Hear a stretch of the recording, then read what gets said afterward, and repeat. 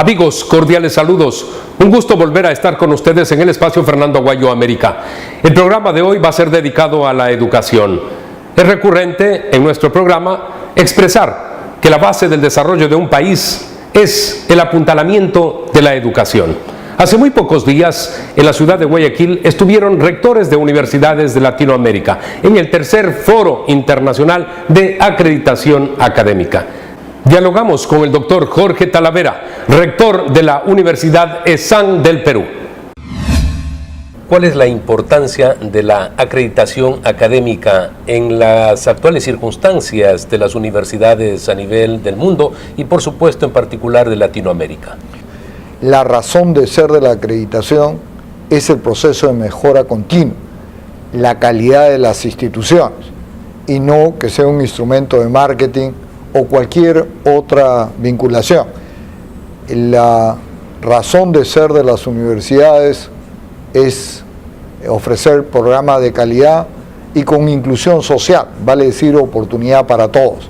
Entonces, ese proceso de mejora continua es el compromiso que tienen las universidades e instituciones de educación superior para ofrecer calidad en todas las actividades que realizan. La excelencia académica debe ser el gran objetivo de las acreditadoras. Pero ¿qué sucede cuando de pronto hay organismos estatales en determinados países que son las que califican a las universidades? Bueno, creo que ha ocurrido en toda América Latina. Los organismos reguladores o las leyes que regulan o que supuestamente estimulan la educación superior, pues en mi opinión, en muchos casos, y no voy a hablar del caso del Ecuador o de otros países, sino en mi propio país, que sí los conozco, creo que las intenciones son buenas, creo que toda ley es perfectible, pero lo que tiene que hacer, y mi cuestionamiento a las leyes en el Perú y en especial a la ley de educación, es que no ataca las causas de los problemas. Entonces es imposible que pueda resolver los problemas de la universidad en general. Uno tiene que ver cuál es la razón de ser de la universidad, cuál es la misión que tiene. Y para mí la misión de una universidad en general tiene básicamente dos razones de ser. La primera es la formación de los profesionales que la sociedad en general necesita, y no para trabajar en una región, en un país, sino a nivel global, son ciudadanos del mundo. Entonces, esa es la primera razón, la formación de los profesionales, y la segunda razón es la generación de conocimiento, tanto puro como aplicado, o como ahora se llama riguroso y relevante, que tiene, que es fundamentalmente una de las razones de ser de la universidad. Esa misión es la que nos debe guiar, y también, como dije, el ir mejorando y haciendo las cosas cada vez mejor. El Estado tiene una obligación al regular y también al dar las normas para incentivar esa mejora. Doctor, los grandes objetivos nacionales, los de un país, tienen que ser trazados por el ámbito político, pero con la asistencia y apuntalamiento de la academia. Esto es lo que debe pasar especialmente en países de América Latina. Mire, hay una expresión típica en nuestra región que dice que la universidad es el reflejo de la sociedad en general.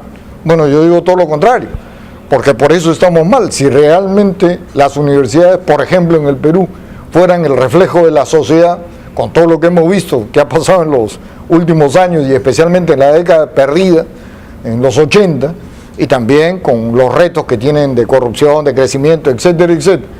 Si la universidad es el reflejo de la sociedad, pues estaríamos mal. Yo digo que la universidad debe ser modelo y paradigma de la sociedad, debe ser el ejemplo a seguir. Cuando se discute política agraria, pues llamen a la universidad en las competencias que tenga el sector agrario. Si van a discutir política energética, llamen a las escuelas de petróleo y que opinen y que discutan. Supuestamente ellos tienen el know-how y pueden aportar. Lo lógico es que un presidente de la República obtenga la ayuda de los especialistas, de los conocedores en la materia, pero resulta que se rodean de políticos que son obsecuentes y dejan de lado precisamente la academia, y los resultados son muy malos, pésimos después de una gestión. Sí. Estamos viendo el caso, por ejemplo, de Venezuela. Sí, claro. Bueno, yo lo que creo es que igual estoy seguro que ocurre en casi todos los países en la región. El presidente electo de un país tiene la oportunidad extraordinaria de convocar. Y se dice que en Perú nadie le dice no al presidente. Si convoca a alguien, él probablemente va a aceptar y va a trabajar. Lo que ocurre es que no se convocan justamente en función de las competencias de las personas, sino se convoca en función de intereses partidarios, intereses políticos o de deuda por el apoyo que han tenido en la campaña. Entonces creo que eso debería cambiar y debería fortalecerse a las instituciones de la sociedad civil para generar un esquema de permanencia y de políticas que duren en el largo plazo y que no sean susceptibles de cambio en función de los partidos políticos que llegan al poder. ¿Cómo hacer para que a futuro se escuche más a la academia, a las universidades por parte de los gobiernos? Bueno, yo creo que las universidades también tienen que consolidarse, tienen que ser competitivas y tienen que ser instituciones reconocidas a nivel global. Y creo que justamente el tema que estamos discutiendo en este foro tiene que ver mucho con fortalecer a las instituciones de educación superior. Uno de los procesos es ese de proceso de mejora continua, el de la calidad. Entonces, hay gente, y yo lo digo abiertamente, el tema de la innovación es importantísimo, pero la innovación tiene que tener resultados. No se trata de cambiar por cambiar. Entonces, si usted dice, bueno, innové, cambié, me adapté, pero se va a la quiebra, ¿qué resultado tiene? Totalmente negativo. La innovación se mide en función de resultados. ¿En qué se logra con ese cambio? Y paradójicamente la innovación más exitosa es justamente aquella que dura en el tiempo. Paradójicamente es la que tiene resultados y que no cambia. Esa es la mejor innovación. Entonces, sí creo que la universidad en general tiene un reto grande de contribuir al desarrollo de la sociedad de nuestros países. Y la acreditación es un medio. En estos momentos se discute en varios países, el caso de Chile, Ecuador, esto de la gratuidad de la educación. ¿A qué lleva la gratuidad? ¿A tener mejores profesionales o de pronto un proletariado con título? No, bueno, ahí es una discusión muy fuerte, yo soy muy controversial en esto. Yo lo que digo es la asignación de los recursos escasos del Estado, los recursos que le pertenecen a la nación, al país, deben ser asignados en función de intereses nacionales, no en función de la personería jurídica de la institución. Cuando usted me dice la gratuidad de la enseñanza, yo no creo en la gratuidad de la enseñanza, creo en el financiamiento oportuno para las personas que son capaces. Vale decir, por ejemplo, en mi universidad, la única limitación para estudiar en la Universidad de San es la capacidad intelectual de la persona. Si la persona pasa todos los exámenes, pues le vamos a buscar el financiamiento en el sector privado, en la banca comercial, y si no tiene esa capacidad de conseguir los fondos de ahí, pues le daremos fondos propios, porque esa persona va a ser capaz de repagar esa deuda. Si alguien quiere estudiar una maestría, pues ¿cuánto le cuesta? El equivalente a un autito, a un carro.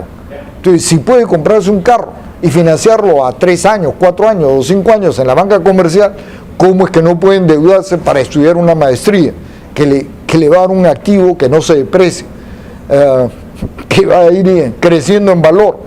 Entonces, no entiendo por qué nosotros tenemos que pagarle a alguien que estudie una carrera de medicina que cuesta el equivalente a un autito todos los años, si le estamos dando un regalo enorme ese para el futuro. Para el futuro.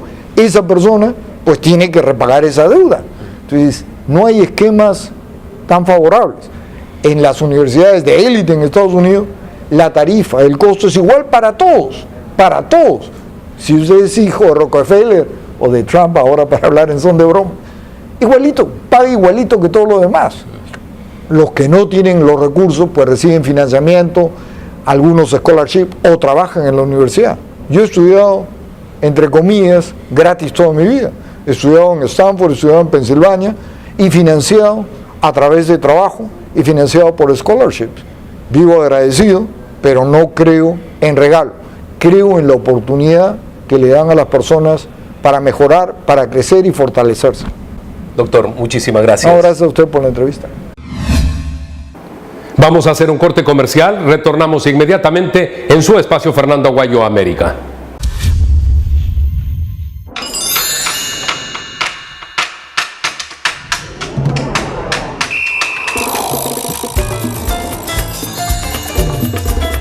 Guayaquil es una ciudad tropical. Una ciudad con magia.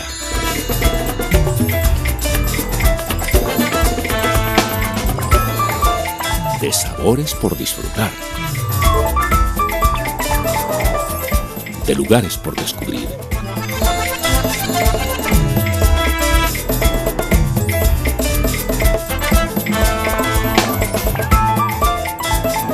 De gratas experiencias que vivir.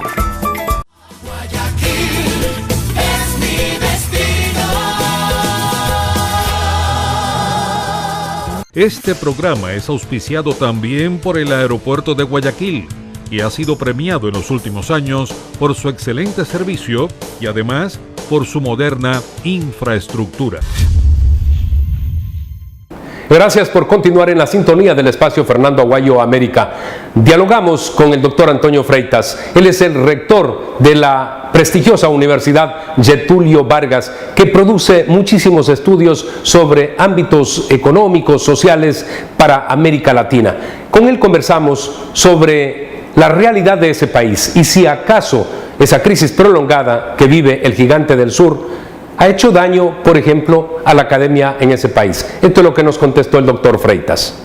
Não molesta. Eu penso que é ao contrário uma demonstração de vigor institucional, que tu puedes dentro da lei cambiar um presidente, ministro, deputado que não está desempenhando corretamente ou que não está ou que está fazendo coisas que não deveria fazer. Eu penso que não é bom para o Brasil perder dinheiro, perder tempo, pero é uma mostra de solidez de las instituições, o judiciário, o executivo e o legislativo são independentes. Cada uno actuando en su ámbito. Eu fico feliz com isso. Eu não fico feliz com a crise, pero com o fato de tudo estar funcionando normalmente. No se entorpece el desenvolvimiento de las actividades académicas. Não, de jeito nenhum. En la competencia del mundo global es necesario la excelencia académica y se logra con estas acreditaciones que dan organismos internacionales. Não são exatos, e principalmente quando tens uma acreditação, uma visão externa. Nós estamos comparando uma universidade de Equador com a universidade de Canadá, de Japão, de China, então temos uma visão mais realista. Los rangos son diferentes. Os rangos são diferentes e o que é principal é que o que faz as pessoas ganharem mais, ter uma vida melhor, é a competência, é a capacidade de produzir mais. É por isso que trabalhador americano ou canadense ganha mais que brasileiro ou argentino, porque a produtividade da pessoa faz com que a pessoa tenha mais dinheiro para sua família. Se a pessoa tem mais competência, mais produtividade, a empresa tem mais produtividade, o país tem mais produtividade. Aporta al desarrollo precisamente su capacidad. Sua capacidade. Então, todos vivem melhor. E nós somos muito afortunados de estar em Equador pela riqueza da Amazônia, do Pacífico, da tranquilidade, das mil possibilidades que temos aqui. Pero a visão externa é importante não só para o Equador, para todos os países. Los Estados Unidos têm visão externa, os países da Europa têm visão externa, porque é uma crítica construtiva, no sentido de desenvolver as escolas. ¿Por qué una universidad latinoamericana no aparece entre las 100 mejores del mundo? Porque não há investimento suficiente e não há cobrança. Eu penso que o principal problema das escolas e da saúde em Latinoamérica é a falta de gerência, de gestão, de cobrança, porque investes muito, pero se não há cobrança, não há resultado. Não adianta planear se não tens capacidade de controlar os investimentos em los projetos de escolas, de hospitales, de infraestructura, tudo. La Universidad Getúlio Vargas y otras de Brasil serían las más próximas a llegar en algún momento entre esas 100 mejores del mundo. La Getúlio Vargas é uma escola relativamente pequena, pero de qualidade internacional, que tem tem 10 escolas. Pero la Universidad de São Paulo, por ejemplo, es muy acreditada, é ¿no? muito de las más acreditada, a reconocidas. Escola Federal do Rio de Janeiro. Pero todos temos que continuar trabalhando, porque se não trabalhar, se não houver cobrança de la população, o pueblo não estiver envolvido com a escola, o governo tende a ser populista, os governos tendem a ser muito políticos, e não é o que queremos. A escola não pode crescer sem uma visão externa, como EQUA ou outras acreditadoras que existem no mundo. O facto de EQUA é que é ubicada em Lima, em Peru, conhece bem a realidade da Latinoamérica, pero nós temos conosco franceses, ingleses, americanos, temos pessoas de muitas áreas que estão buscando a acreditação de EQUA. Muy amable, doctor, muchísimas gracias. Muy importantes comentarios y análisis los que nos han brindado estos dos reconocidos académicos de nuestro continente. En el caso del doctor Antonio Freitas, es además miembro del Consejo de Educación de Brasil. Amigos, tenemos que hacer un corte comercial, retornamos inmediatamente.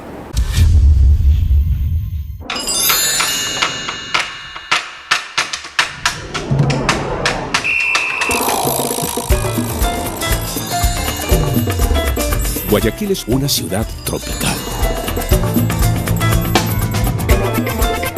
Una ciudad con magia.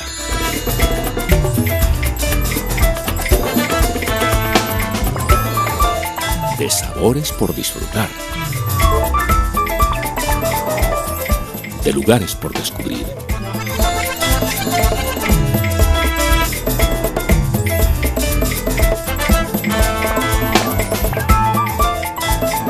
De gratas experiencias que vivir. Guayaquil es mi destino.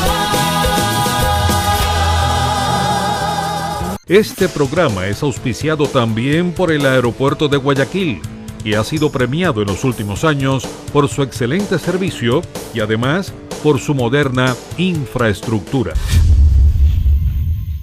Amigos, al terminar nuestro programa, esperamos que la excelencia académica sea el objetivo de todas las universidades, que no jueguen aspectos de corte político, ideológico en el desenvolvimiento de las actividades académicas, porque, hemos dicho, es la base del futuro del desarrollo de los pueblos. Nos volveremos a ver la próxima semana en este su espacio, Fernando Aguayo América.